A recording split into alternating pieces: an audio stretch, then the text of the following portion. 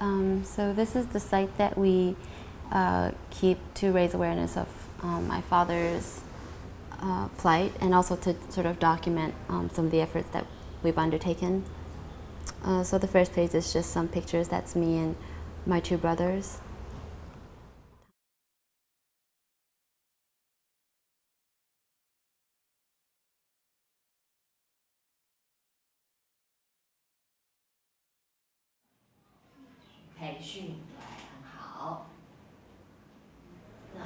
My name is Tiana Wang.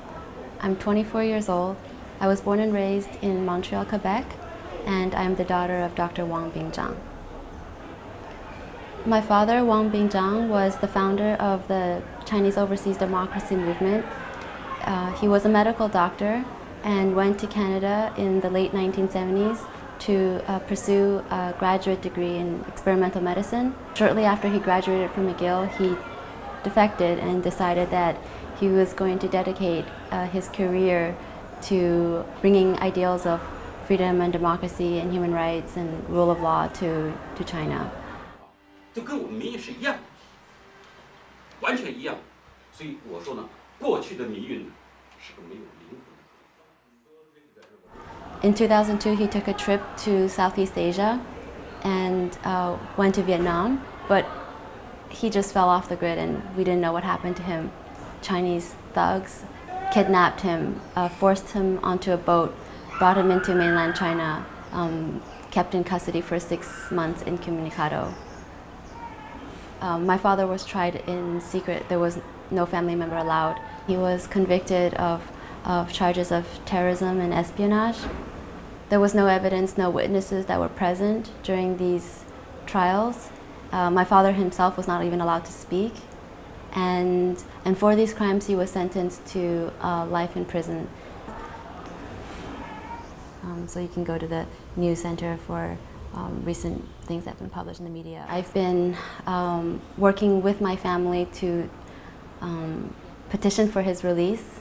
In 2008, when I was 19, I decided that I would be more involved in the rescue efforts for my father. I decided that I would move to DC to work on my father's case, to lobby for his freedom full time.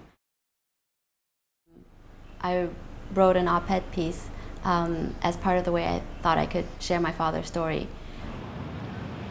I think part of trying to deal with this situation that's really hard for anyone to understand is to try to understand him, get to know him better.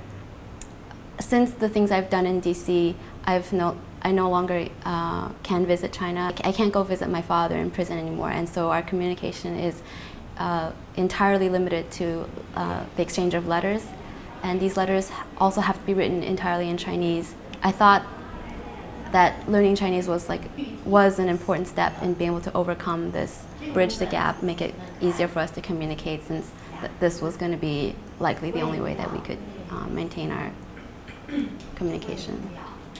And so I'm here in Taipei now, learning how to read and write Chinese. And this is 21 out of 54, and they're double-sided. So there's 54 pages in total. But here you can see Hans times Tiana. That means this part is addressed to us. Even though he was, absent in our childhood, to me he's still very much a father, and he's played sort of a fatherly role, like in teaching me a lot of life lessons, but from a distance.